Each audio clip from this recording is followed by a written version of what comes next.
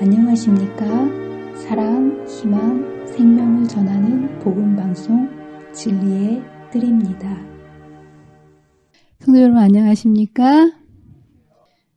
나 어느 곳에 있든지 늘 마음이 편하다. 주 예수 주신 평안함 늘 충만하도다. 이 찬양이 여러분과 저의 마음속에 언제나 경험되어지시는 저와 여러분이 되시기를 간절히 바랍니다. 오늘은 제48장 다니엘서 11장 7번째 시간입니다. 제가 오늘 하루 종일 어제부터 이 말씀을 준비하면서 이런 생각을 했습니다. 오늘 전해드릴 말씀은 너무나 교황권, 천주교의 세력을 낱낱이 파헤치는 일이기 때문에 잘못했다가는 끌려갈 수도 있겠구나.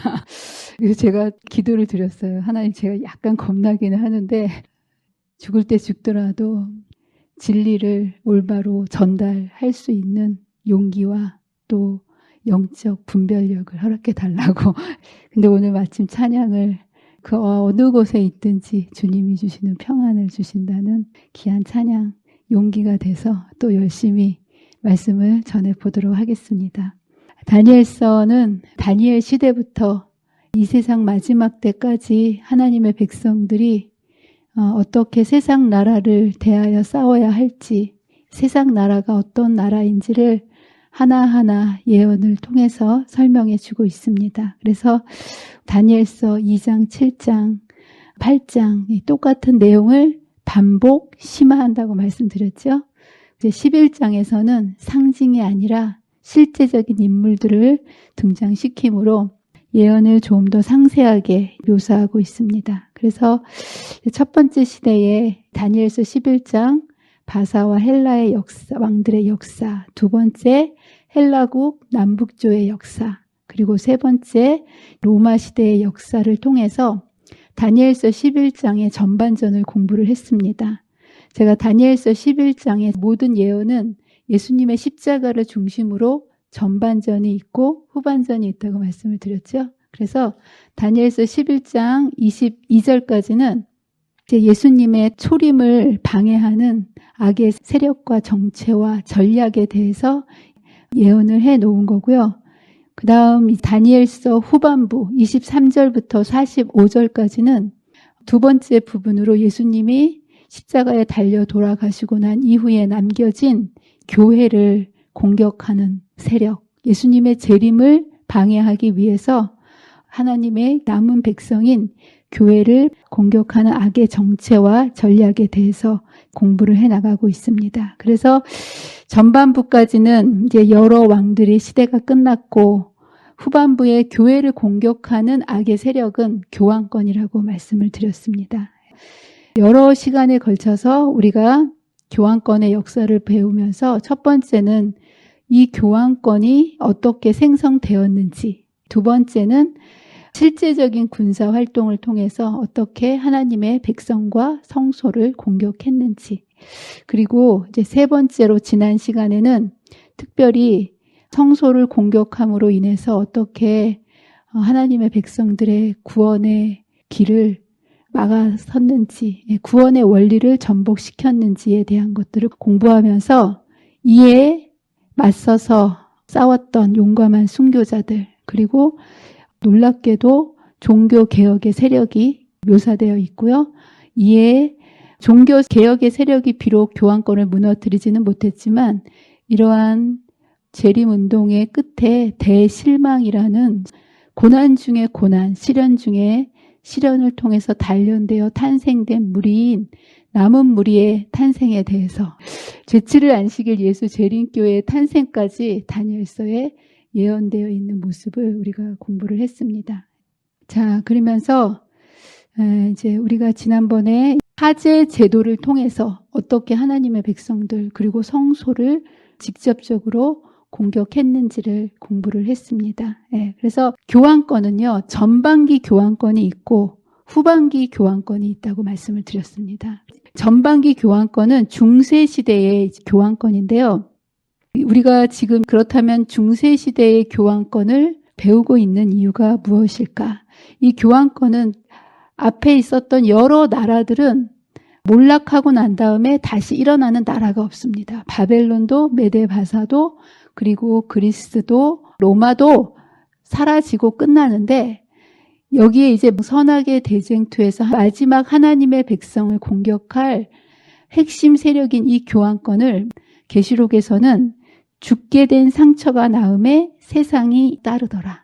그래서 교환권이 한번 몰락하지만 다시 이 교환권이 살아나서 이제 하나님의 백성을 공격할 저와 여러분이 상대할 이제 마지막 시대의 그 교환권, 그것을 설명해 주기 위해서 전반기의 교환권을 설명해 주고 있습니다.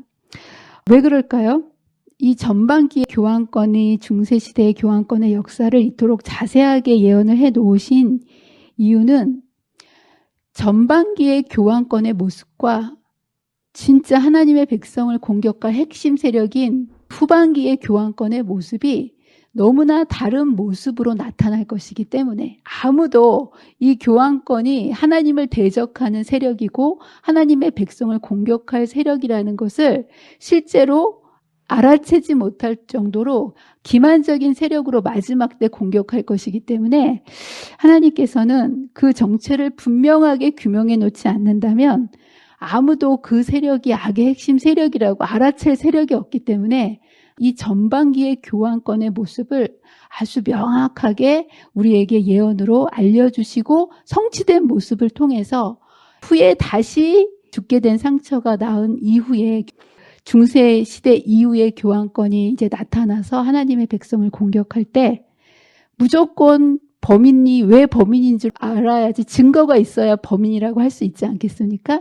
그냥 무조건 범인이라고는 할 수 없는 거예요. 그래서 이 마지막 시대의 교환권이 왜 하나님의 백성을 공격하는 그 세력인지를 명확히 해 주시기 위해서 이 핵심 세력에 대한 전반기의 교환권을 너무나 자세하게 우리에게 알려주고 계십니다. 그래서 이제 이 시대에는 중세시대 교환권의 신원조회, 정말 교환권이 무슨 일을 했는가를 하나하나 그 증거를 공부해보는 시간을 갖도록 하겠습니다.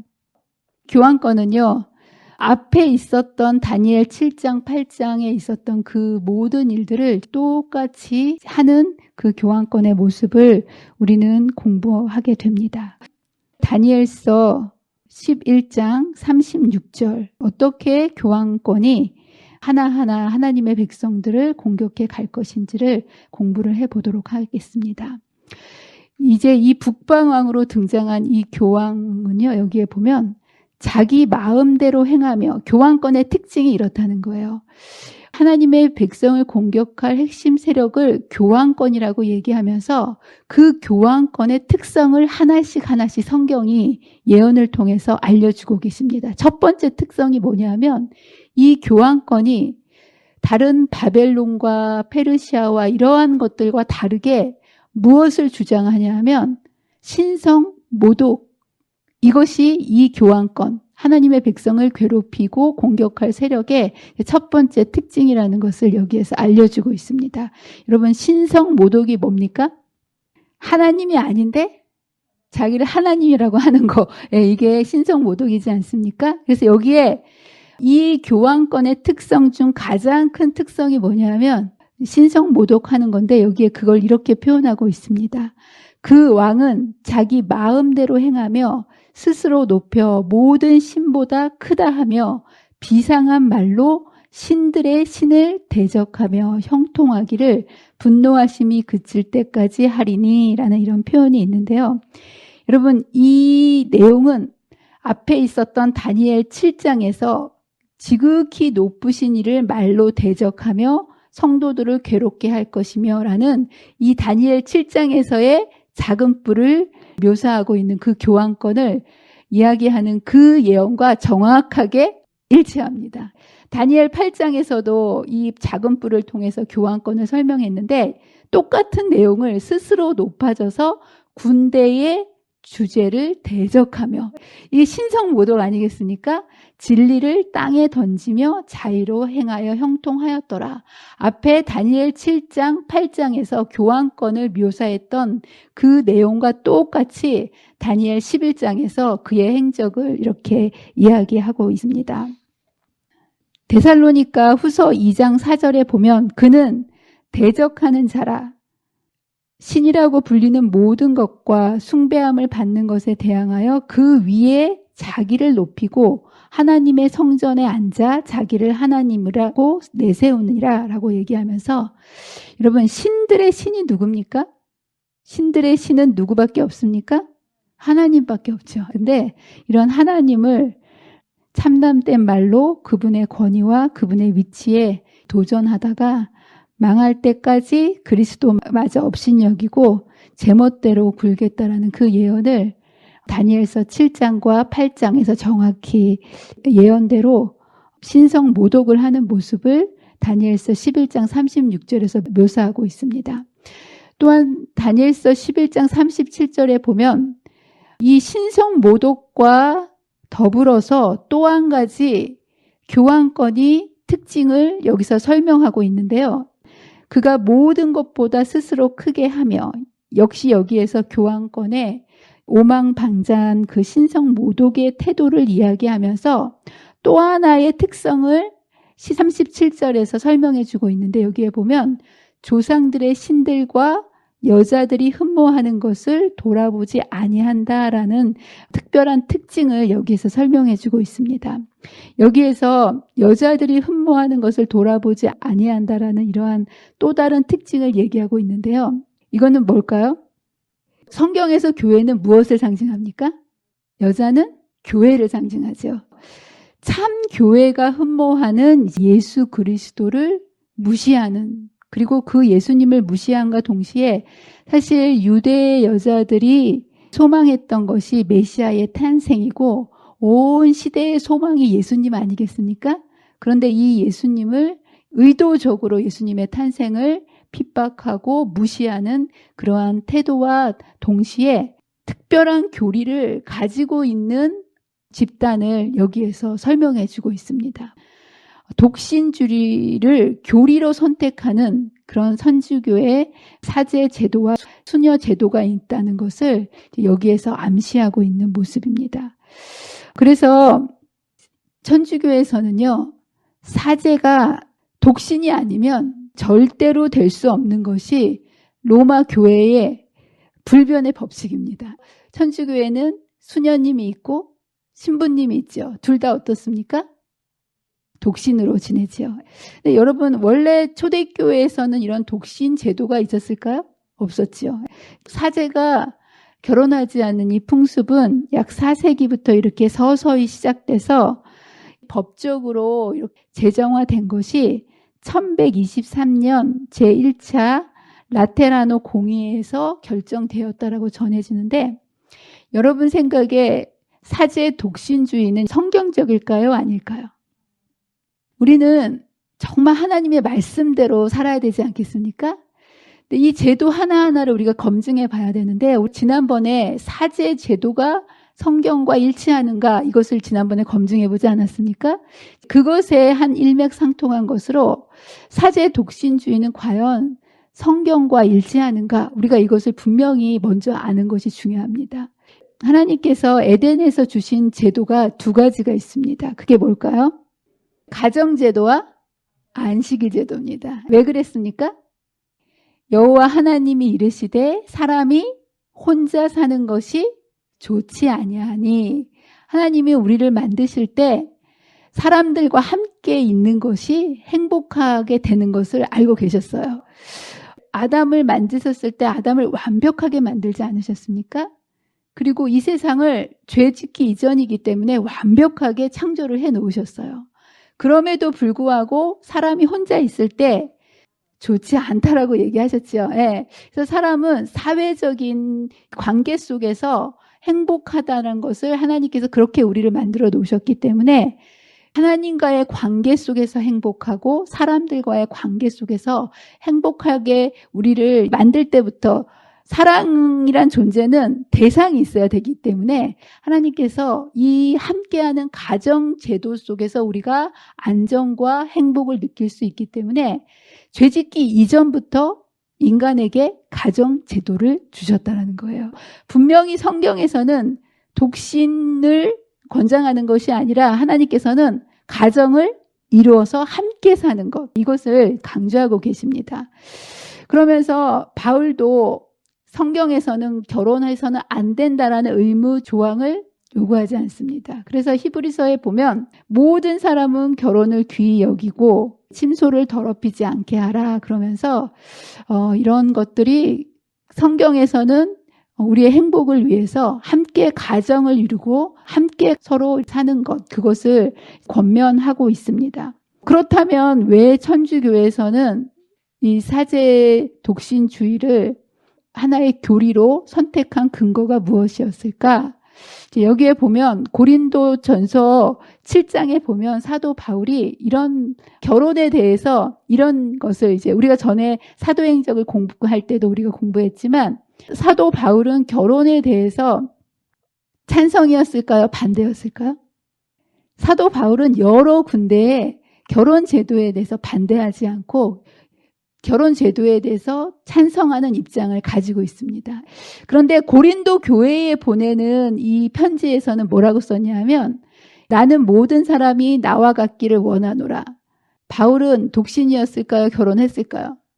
네, 독신이었어요. 그래서 여기 보면 나와 같기를 원하노라 그러면서 그러나 각각 하나님께 받은 자기의 은사가 있으니 이 사람은 이러하고 저 사람은 저러하니라 라고 얘기하면서 자기가 원하는 선택이지 이것을 결혼을 하는 게 좋다 나쁘다라고 얘기는 하지는 않았다는 거예요. 그런데 고린도 교회 교인들에게 나와 같이 되기를 원하노라라고 얘기한 것은 이 당시에 고린도 교회의 성적인 문란이 너무 심했기 때문에 그리고 당시에 이 종말 사상이 강했기 때문에 그 당시에 고린도 교회가 처한 특별한 상황에서 이렇게 권면했을 뿐이지 결혼에 대해서 반대하는 입장은 아니었음을 우리는 여러 성경절에서 확인할 수 있습니다. 그렇다면 왜 천주교는 이것을 독신을 하나의 교리로서 선택을 했을까? 이 이유를 가만히 들여다보면 세습 방지를 위한 고육직책이었음을 보게 됩니다.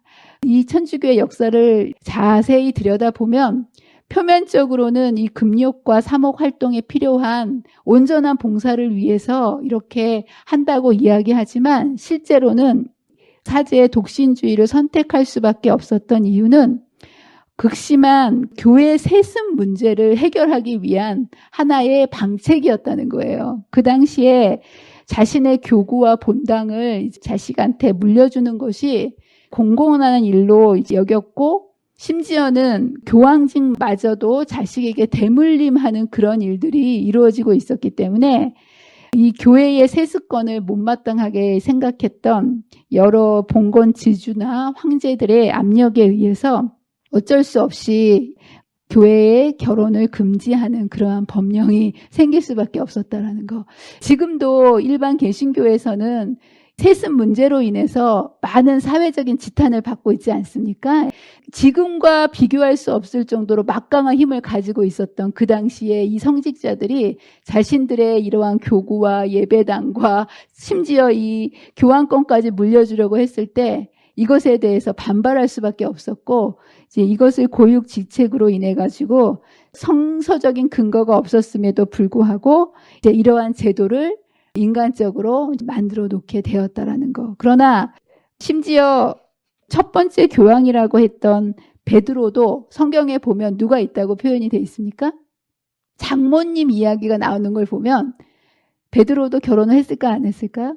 결혼을 했겠죠. 그리고 구약시대의 제사장들도 결혼이 허용된 것을 보면서 하나님께서는 이 가정제도를 사람의 행복을 위해서 만들어 놓으셨지만 교황권은 이것에 반대하는 그러한 제도를 통해서 성경을 거슬려 가는, 그리고 이것 때문에 여러 가지 좋지 않은 상황들이 발생할 수밖에 없는, 그래서 카톨릭의 재단은 여러 가지 문제점들이 끝없이 이렇게 나오곤 하는데 이러한 것들을 제도적으로 막아 놓았기 때문에 암암리에 동성연애나 소아성애, 성폭력 이런 일들이 끊임없이 터지곤 하는데 이것에 대해서 근본적인 해결을 할 수 없고 개인의 각성과 회개만을 강조하는 이러한 인간의 본성을 거스리는 제도로 인해서 오히려 범죄를 부추기게 되는 그러한 일을 초래하는 모습, 성경과 정면으로 대치되는 그런 제도가 천주교에 있고 이것을 교리로 채택하는 하나의 그 모습을 하나님께서는 여기에서 미리 예언으로 알려주셨다라는 것. 자, 두 번째 또 한 가지의 특징이 있는데요. 이 세력은 정치적인 힘을 가지고 있는 세력임을 예언해 놓고 있습니다. 여기 보면 이런 표현이 있습니다. 그 대신에 강한 신을 공경할 것이요 라는 표현이 있는데 여기서 강한 신을 한글 개역에 보면 세력의 신이라고 되어 있습니다. 강한 신이 도대체 무엇일까요? 보통 종교는요. 종교의 본질은 신을 의지하는 거 아니겠습니까? 그런데 이 천주교라는 이 특별한 이 세력은 신을 의지하는 대신에 하나님을 의지하는 대신에 세상의 이러한 정치, 권력을 의지하고 이용해서 자신의 뜻을 이용할 것을 여기에서 그 특징으로 설명해 주고 있습니다. 여러분 일반 불교나 뭐 이런 것보다 가장 이 정치적인 힘을 가지고 있는 종교 집단이 어딜까요? 천주교입니다. 천주교는요, 종교적인 세력과 더불어서 항상 나란히 동반하는 세력이 정치적인 힘을 가지고 있습니다. 세상의 수많은 정치가들이 누구와 손을 잡으려고 할까요? 예, 교황. 왜냐하면 막강한 정치력을 가지고 있기 때문에. 그래서 여기 보면 요한 바오로 2세의 장례식장에 여기 얼굴 자세히 보세요. 누군 것 같으세요? 미국 대통령들이 다 와 있어요. 예, 여기 클린턴, 아버지 부시, 아들 부시, 뭐 유명한 인사들, 정치권 인사들이 대거 이렇게 참석을 했는데요. 교황 장례 미사에 단일 장례식으로는 사상 최고로 각국의 성직자들 600명과 기타 천주교뿐만 아니라 각국의 그 종교 지도자들이 1,400여 명, 그리고 80여 개의 국가에서 국가 원수들과 왕족들, 그리고 400여만 명에 이르는 일반 사람들이 참석한 이러한 성대한 장례식이 치러졌다라는 거예요. 여기에 왜 이렇게 많은 사람들이 몰렸을까요? 예, 천주교가 뭐 권력이 있기 때문에, 힘이 있기 때문에. 그리고 여기에 보면 뉴욕의 블룸버그 통신에서는 뭐라고 묘사했냐면 세계에서 제일 노련한 정치인을 누구라고 묘사합니까? 교황이라고 묘사를 합니다. 우리는 교황이 종교적인 세력을 가지고 있다고 생각하지만 세계 누구도 다 이것을 교황하면 뭐도 같이 떠올린다는 거예요. 정치적인 힘을 가지고 있는 세력이라는 것을 가지고 있다라는 거. 그리고 여러분도 아시겠지만 이것은 그냥 로마 교황에 국한된 그런 정치력을 가지고 있는 것이 아니라 우리나라에서도 정치적 입장을 표명하면서 정치적 힘을 가지고 있는 그 종교 집단이 바로 천주교입니다. 그래서 정의사제 구현단이라고 들어보셨습니까? 사회에 굵직굵직한 일들이 터질 때마다 그들의 입장을 표명하면서 정치에 개입하고 있는 그 모습을 우리는 자주자주 볼 수가 있습니다. 그리고 지금은 잘 보지 못하지만 80년대, 90년대 여러분들 제야에서 노동단체들이 데모하다가 어디에 다 숨지요, 사람들이? 예, 명동성당. 예, 여기가 정치보다도 더 강한 힘을 가지고 이들을 보호하기 때문에 이제 이들이 민주화의 성지, 최후의 보루라고 불리면서 엄청난 정치적인 힘으로 사람들을 보호하고 그 정치적인 힘을 가진 모습으로 종교 집단이지만 아울러 정치적인 힘을 가지고 있는 세력이라는 것을 하나님께서 명확하게 세력의 신이라고 이렇게 말씀을 해주고 계십니다. 또 한 가지의 특징은 이 세력이 어떤 특징을 가지고 있냐면 우상 숭배를 할 것이라는 것을 이제 여기에서 보여주고 계십니다. 그 뒤에 조상들이 알지 못하던 신에게 금, 은, 보석과 보물을 들여 공경할 것이며 라고 하면서 하나님께서는 십계명에 분명히 뭐라고 말씀하셨습니까? 우상을 만들지 말고 그것들을 섬기지 말라라고 명시를 해주셨습니다. 그런데 놀랍게도 교황권은 이것을 삭제해버렸어요. 왜 삭제했을까요? 그들이 우상을 만들고 섬기기 때문에. 그래서 실제로 천주교는요, 마리아와 성인들의 성상을 숭배하고요. 이것을 무마하기 위해서 아예 하나님의 계명인 둘째 계명을 삭제하면서까지 우상 숭배를 추진하고 있는 그러한 특징을 가지고 있습니다. 여러분들, 이 건물이 무슨 건물일까요? 이것이 바티칸에 있는 성 베드로 성당입니다. 보이십니까? 여기에 보면 겉에 건물 지붕에 이렇게 보이는 게 뭘까요?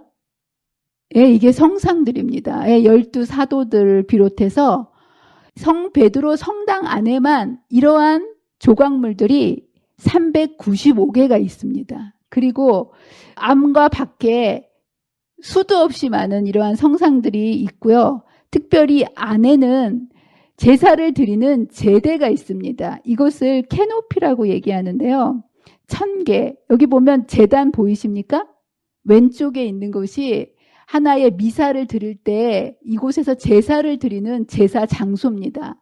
이러한 제사 장소가 이 안에 여러 개가 있는데요. 이게 중앙에 있는 가장 중요한 주제단인데요. 기둥 모양을 여러분 자세히 보세요. 이 기둥 모양이 뱀이 올라가는 그 모양입니다. 참 놀랍지요? 거대한 뱀 모양의 기둥 4개가 세워져 있고 그 옆에 오른쪽에 보이는 이 성 베드로 성당의 이 기둥들의 모습이 어떤 모습이냐 하면 도리스 양식의 이러한 그 기둥들인데 아테네의 파르테논 신전이나 이러한 신전들을 세울 때 신전을 세울 때 만드는 하나의 건축 양식이라는 거예요. 이러한 기둥이 248개의 기둥으로 쭉 신전을 세우듯이 이 이제 천주교가 이런 것들을 성 베드로 성당을 지었고요.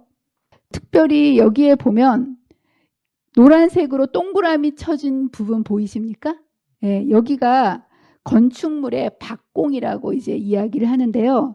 이 박공은 어떤 역할을 하냐면 건물이 어떤 건물인지를 대표하는 그런 것이 붙는, 말하자면 개인 주택으로 치자면 집주인의 문패가 딱 붙여지는 거예요. 여기 어떤 스타일의 사람이 사는 곳이다. 이 건물이 어떤 스타일의 건물이다라는 것을 한눈에 상징적으로 딱 붙어 있는 곳이 바로 이곳입니다. 근데 이곳을 자세히 확대해서 보면 어떤 모양이 있냐면 여러분 자세히 보세요. 뭐가 있습니까? 여기 파닉스라는 불사조 새 모양 밑에 빨간색으로 동그랗게 되어 있는 이 모양이 날개를 가진 용의 모습입니다. 참 여러분들 성경에서 용이나 뱀은 무엇을 상징합니까? 사단을 상징하죠. 성경 말씀하고는 정말 대치되게 여기에다가 이 성당이라고 이야기를 하면서 상징물을 뭐를 갖다가 붙여놨다는 거 제일 중요한 자리에다가 용을 여기에다 이렇게 해놓고 기독교 건물, 하나님을 대표하는 기독교 건물이라는 이 건물에 하나님을 대적하는 사단의 형상을 이렇게 붙여놨다는 것은 정말 모순 중에 모순이고 하나님을 대적하는 행위가 아닐 수 없습니다. 여기뿐만이 아니고요. 그 다음 보이십니까? 그것은요, 들어가는 입구에 바닥을 찍어 놓은 겁니다. 성 베드로 성장 바닥을 딱 들어가게 되면 그 바닥에도 이 용무늬가 그 바닥에 그대로 있다라는 거. 그리고 맨 오른쪽 위에 있는 모양이 베드로 성당 입구 분수대에 있는 그 모양인데요. 이 분수대도 용으로, 여기 자세히 보면 용 모양으로 부조가 돼 있는 거예요. 그리고 그 바로 밑에 있는 것은요, 그 성 베드로 성당의 천장입니다. 천장도 뭐가 있는 거예요? 용으로. 참 용으로 이 성 베드로 성당이 다 이렇게 되어 있고요. 여기 보면 그는 이방신을 힘입어 크게 견고한 상성들을 점령할 것이요라는 그런 표현을 썼는데요. 이방신을 힘입는다는 표현은 뭐냐면 이교의 교리를 교회 안으로 가지고 들어와서 이 순수한 교회를 치명적으로 타락할 것을 여기에서 설명해 주고 있습니다. 여러분, 정말 핍박과 환난보다 더 무서운 게 뭐냐면 오류를 교회 안으로 갖고 오는 거예요. 여러분, 진리는요, 어떠한 핍박과 고난 속에서도 그 능력을 잃지 않습니다. 그러나 진리가 오류로 인해서 변질되어 버리면 이 교회는 타락할 수밖에 없고 흔들릴 수밖에 없는 상태로. 그래서 정말 순수한 초대교회 공동체였던 이 교회를 타락시키기 위하여 두 가지의 중요한 요소를 교회 안으로 끌고 왔다고 제가 지난번에 말씀하지 않았습니까? 첫 번째는 이 교회의 교리들을 교회 안으로 끌고 들어왔고요. 그래서 안식일을 일요일로 변경시키고 뭐 부활절이라든가 성탄절, 화채설이라든가 뭐 교황무호설이라든가 이런 여러 가지 말도 안 되는 그 오류들을 이방신의 그 이교의 교리들을 교회 안으로 가지고 온 것과 또 한 가지 이 교회를 흔드는 중요한 그 요소는 뭐냐면 가정 중심의 공동체를 건물 중심의 공동체로 만들므로 인해 가지고 사람들의 시선을 예수님을 바라보는 성령 충만한 그러한 뜨거운 공동체에서 경건의 모양에 집중하도록 만들었다라는 거. 그것을 대표적으로 만들어 놓은 것이 뭐냐면 바로 성 베드로 성당입니다. 313년 콘스탄틴 황제가 기독교를 공인한 이후에 그야말로 밀물처럼 교회로 들어온 이러한 이교도들에 의해서 교회는 수많은 이 이교도의 태양신의 교리에 영향을 받게 되었고요. 그것 중에 대표적인 사단의 걸작품이 뭐냐면 바로 이 성 베드로 성당입니다.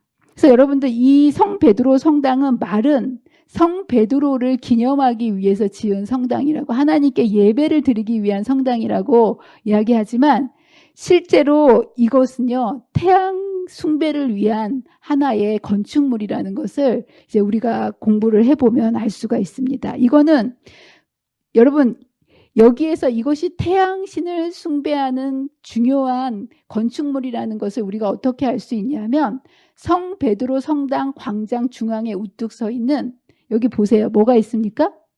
큰 기둥처럼 보이는 기둥 보이십니까? 네, 이거를 뭐라고 부르냐면 오벨리스크라고 부릅니다. 오벨리스크. 근데 이 오벨리스크는 원래 어디에서 있는 거냐면 태양신을 섬기는 이집트에서 가지고 온 거예요. 그래서 이집트에서 태양신을 이렇게 섬기는데 여기 왼쪽에 있는 게 바로 이집트예요. 그리고 이집트의 신전 앞에는 뭐가 있습니까? 오벨리스크 보이시죠? 이것이 하나의 태양신을 상징하는 것으로 태양신을 섬기는 그 신전 앞에는 항상 이 오벨리스크가 있습니다. 그런데 이 똑같은 오벨리스크를 그대로 가져다가 어디에 세워놓은 거예요? 로마 바티칸 성당의 앞마당에다 떡하니 이것을 세워놓고는 뭐라고 얘기하냐면 이 교회에 이 태양신을 굴복시키는 하나의 의미로 상징적으로 이렇게 세워놨다라고 이야기를 하는데요. 그러면서 이 이교의 태양신을 굴복시키고 십자가가 승리했다라는 그 표시로 여기에 보면 이 오벨리스크 위에다가 성광과 십자가를 금속으로 따로 이렇게 달아놓는 모습을 볼 수가 있습니다. 왼쪽에는 이 모양이 없죠. 근데 여기에 보면 자세히 이따 제가 보여드릴 텐데 이 모양이 있는데요. 그런데 여러분들 이거는 굉장한 사단의 기만으로서 원래 이 오벨리스크 이 상 자체가요 태양 기둥이고요. 그 성광 자체가요 태양을 의미하는 모습이라는 거예요. 그래서 여러분들 여기에 이스라엘 백성들이 구약시대에 바알을 섬겼다고 성경에 나오지 않습니까? 그래서 여기 보면 바알을 숭배하는 모습이 고대 이러한 문서를 찾아보면 나오는데요. 여기에 태양상 기둥의 그 위에 뭐가 있습니까? 성광의 모습 보이십니까? 태양처럼 이렇게 있는 그 모습. 그래서 사실은 이것이 그 자체가 십자가도 마찬가지고 그 위에 있는 그 성광 자체가 다 태양신을 섬기는 하나의 모습이라는 거예요. 그걸 우리가 어떻게 확인할 수 있냐면 오른쪽에 있는 이것이 하나는 바벨론에서 이것을 발굴한 거고요. 오른쪽에는 아시리아에서 발견한 이 이제 토판인데요. 여기에 보면 태양을 상징하는 모양으로 여기 어떤 모양이 새겨져 있습니까?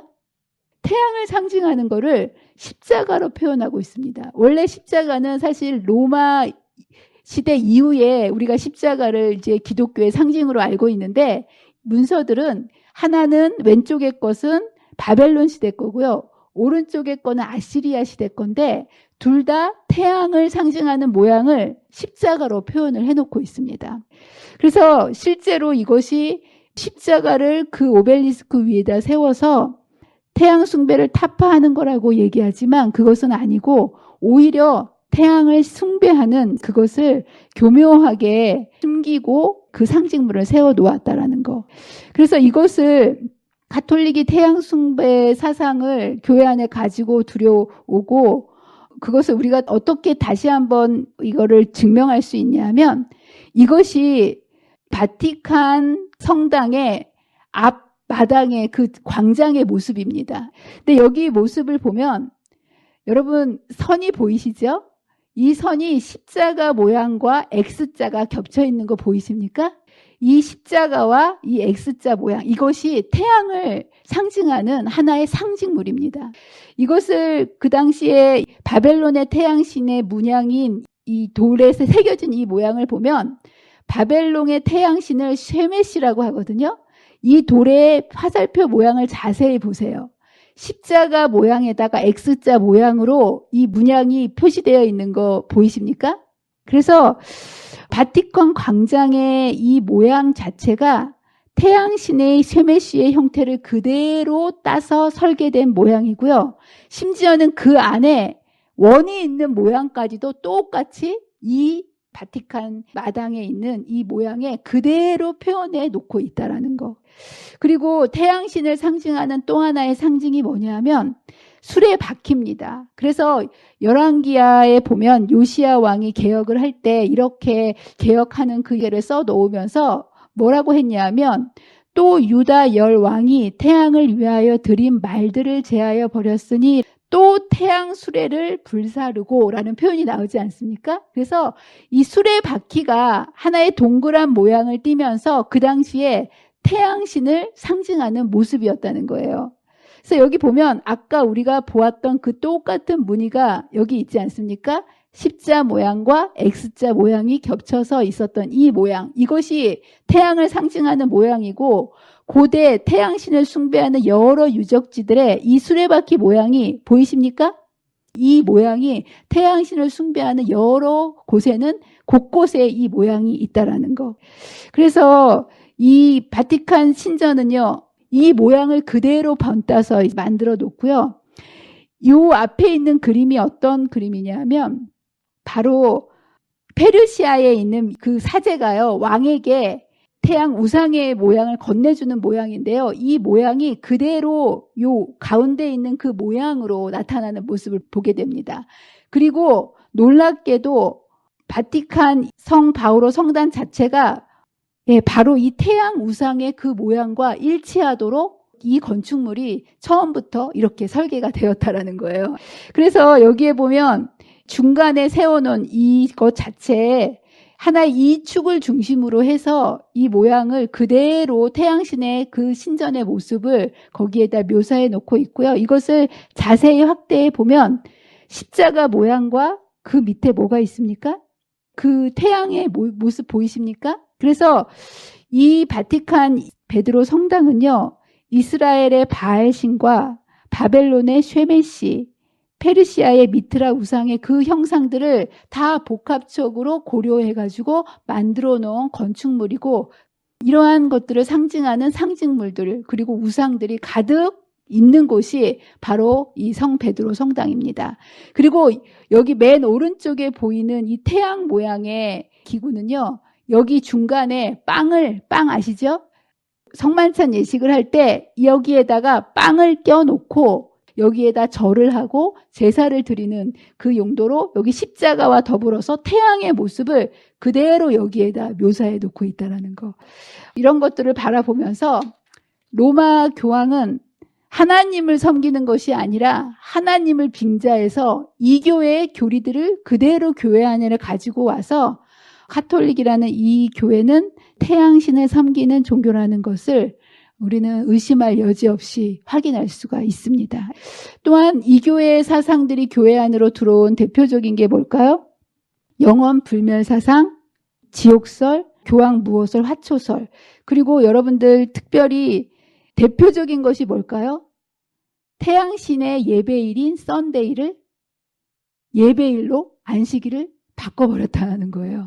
그리고 여러분도 아시다시피 부활절 있지 않습니까? 부활절 또한 예수님께서 우리에게 기념하라고 당부하신 것입니까? 예수님은 우리에게 예수님의 탄생이나 예수님의 부활에 대해서 날짜를 남겨놓지 않으셨어요. 왜 그러셨을까요? 안식일을 기억하여 거룩히 지키라, 7째 날을 기억하라고 하셨지만 단 한 번도 부활절, 부활을 지키라, 그리고 탄생을 지키라고 말씀하지 않으셨어요. 그런데 이것을 지금 교회가 지키고 있다는 거예요. 왜 지금 교회가 이것을 지키고 있을까요? 이것이 이 당시에 하나의 이교의 여러 가지 교리들이 교회 안으로 들어왔기 때문이라는 거예요. 그래서 특별히 부활절은 무엇을 기념하는 걸까요? 예수님의 부활과 아무 상관이 없습니다. 부활절은요, 영국의 전통 신앙인 춘분 때 하나의 태양을 기점으로 하는 모든 것이에요. 그래서 여러분들 그 당시에 농신제, 농사를 짓기 위해서 제일 중요한 게 태양 아니겠습니까? 그래서 태양을 굉장히 중요하게 생각했는데 이 부활절을 만든 기준은 뭐냐면 춘분, 낮과 밤의 길이가 같아지는, 태양이 이제 점점점 기가 올라오는 그것을 기념하기 위해서 봄과 다산을 기념하는 여신인 이스터, 그래서 해피 이스터라고 하지 않습니까? 이게 여신의 축제를 교회 안으로 들어와서 부활절로 둔갑시켜 버렸다는 거예요. 크리스마스는 뭡니까? 동지를 기점으로 해서 점점점 해가 길어집니다. 그래서 탄생했다, 다시 태어났다라는 그 의미로 해서 태양의 탄생을 기념한다고 해서 이교의 이러한 농신제에서 축제로 지켰던 이 크리스마스, 그래서 이 크리스마스는 하나의 미사예요. 그리스도의 미사라는 그런 뜻으로 교회 안에 들어온 그런 축제고요. 여기에 보면 이것을 뭐라고 얘기하냐면 크게 견고한 산성들을 점령한다라는 표현이 나옵니다. 크고 견고한 산성들이라는 뜻은 현대까지 이르러 오면서 온 세상을 점령할 것을 이야기하고 있습니다. 여러분들, 예수님을 믿지 않는 사람들까지도 일요일을 쉽니까 안 쉽니까? 공휴일로. 여러분, 공산당인 저기 중국은 일요일이 공휴일일까요? 일하는 날일까요? 공휴일이에요. 불교 국가인 이러한 나라에서는 쉴까요 안 쉴까요? 종교하고 아무 상관없는 일본이나 중국이나 이런 불교 국가들조차도 태양 숭배일인 일요일을 숭배함으로 인해서 정신적으로 모든 세상을 지배하고 있음을. 또한 크리스마스는 어떻습니까? 기독교를 전혀 믿지 않고 거부하는 나라에서조차 크리스마스는 전 세계적인 하나의 축제로서 지켜지고 있지 않습니까? 그 모습을 여기에 보면 견고한 산성들을 점령할 것이요라는 그런 표현을 하면서 정신적으로 온 세상을 이 천주교가 지배하고 있음을 여기에서 예언을 해놓고 있습니다. 이제 그러면서 마지막으로 이 천주교가 어떻게 세상에 영향력을 끼칠 것을 여기서 설명해주고 있는데요. 무릇 그를 안다 하는 자에게는 영광을 더하여 여러 백성을 다스리게도 하며 그에게서 뇌물을 받고 땅을 나눠주기도 하리라. 이거는 어떤 이야기일까요?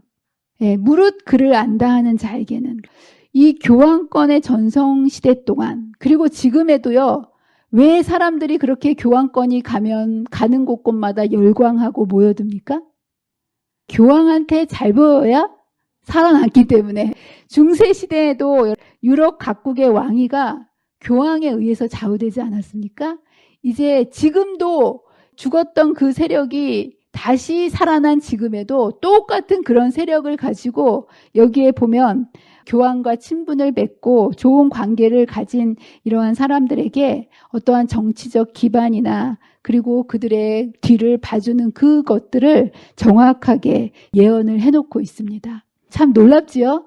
교황권이 어떤 세력으로 중세시대를 지배하고 그리고 그 세력이 지금까지도 여전히 우리들을 지배하고 있는 세력이라는 것을 이제 하나님께서 예언을 통해서 그대로 묘사를 해주시고 계시는데요. 그렇다면 여러분들은 무엇을 의지하고 살아가십니까?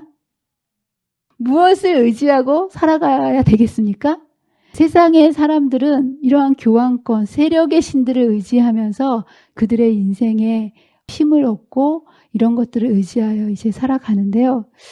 많은 사람들이 우리가 하나님의 백성으로서 하나님을 의지하고 산다라고 입술로는 얘기하지만 정말 나는 과연 이 세상을 살아가면서 무엇을 의지하고 살아가는가를 알 수 있는 때는 언제냐 하면 뭔가 내가 의지하고 있는 것이 사라졌을 때 내 삶이 흔들린다면 내 통장에 돈이 없는데 내가 불안하다면 나는 뭐를 의지하고 사는 걸까요? 돈을 의지하는 거죠. 내 곁에 누군가 사람이 떠나거나 또 보이지 않을 때 내 삶이 흔들린다면 나는 누구를 의지하는 거예요? 사람을 의지하는 거죠. 우리가 지금까지 천주교가 많은 이런 우상들을 세워놓으면서 사람들의 시선을 하나님께로부터 빼앗기 위하여 정말 이 성 베드로 성당은요 사단의 걸작품이에요. 태양신을 숭배하는지도 모르면서 그 안에 있는 수많은 하나님을 믿노라고 하지만 그 둘려져 있는 그러한 보는 것, 바라봄으로 인해서 사람들이 영향을 받을까요? 안 받을까요? 영향을 받는다라는 거예요. 그렇다면 여러분들 우리가 성 베드로 성당에 가서 그런 수많은 성상들을 바라보면서 살지 않기 때문에 우리는 우상 숭배에서 상관없이 살아가는가? 그렇지 않다라는 거예요. 여러분들 우상이라는 게 뭘까요? 내가 의지하고 살아가는 게 우상이라는 거예요. 그래서 그럼 여러분들이 내가 제일 많이 의지하고 생각하는 것 이게 과연 무엇일까를 여러분 자신에게 정직하게 물어보셔야 되는 거예요. 지금 시대에는 비록 우리가 성모 마리아를 숭배하지 않고 그렇게 천주교처럼 그렇게 보이는 성상을 숭배하지 않는다 할지라도 우리 눈앞에 보이는 어떠한 것들 이런 것들에 우리의 시선을 빼앗긴다면 우리의 삶이 우상으로 인해서 흔들릴 수밖에 없다라는 거. 여러분들 이러한 우상은 반드시 어떻게 됩니까? 이러한 큰 성 바벨론은 반드시 무너지게 되어 있다라는 거. 저와 여러분들이 눈에 보이는 것, 이런 것들에 여러분의 삶의 의지를 두지 마시고 여기 보면 인생에 속한 모든 것들은 풀은 마르고 꽃은 떨어지나 그러나 오직 영원토록 서는 것은 말씀밖에 없다라는 거. 여러분 믿으십니까? 하나님의 말씀 위에 여러분의 믿음을 굳게 세우기를 간절히 바랍니다. 그럴 때 오직 자기의 하나님을 아는 백성은 강하여 용맹을 떨치리라 라고 이제 말씀하신 것처럼 여러분 우리가 말씀을 통해서 하나님을 올바로 알 때에만 이 초대교회 그리고 이 순교자들이 환난과 핍박 속에서도 굴하지 않고 그들의 믿음을 끝까지 지킬 수 있었던 것처럼 저와 여러분이 하나님만을 반석이시오 구원이시오 요새로 삼으시면서 말씀 위에 굳게 서서 주님 오시는 그날까지 흔들리지 않는 믿음으로 굳게 살아가시는 저와 여러분이 되시기를 간절히 바라면서 말씀을 마치도록 하겠습니다. 기도하겠습니다. 사랑과 은혜가 많으신 하나님 아버지, 오늘도 말씀 앞으로 주의 백성들을 모아주시고 이 마지막 시대에 우리가 어떻게 살아야 하는지 그리고 하나님의 백성을 공격하는 적의 정체가 무엇인지 말씀을 통하여 분명히 가르쳐 주셔서 감사합니다. 주님, 우리가 살아가면서 우리가 의지하는 우상이 무엇인지 다시 한번 생각해 보게 해주셔서 감사합니다. 우리의 눈을 뜨면 우리가 무엇을 생각하고 무엇을 바라보고 무엇을 의지하고 살아가는지 우리들의 마음을 살피게 도와주시고 오직 말씀, 오직 하나님만이 우리들의 힘과 요새요 구원이 될 수 있도록 우리의 시선을 믿음의 주여 온전케 하시는 예수님만을 바라보며 굳게 하나님을 바라보고 사는 용맹한 자로 이 세상을 살아가다가 주님이 마지막 싸움을 승리로 이끌어 주실 주님을 온전히 붙들고 살다가 주님 오시는 그날 기쁨으로 주님을 맞이하는 귀한 백성들이 되도록 도와주시기를 사랑과 은혜가 많으신 예수님의 이름으로 간절히 기도합니다.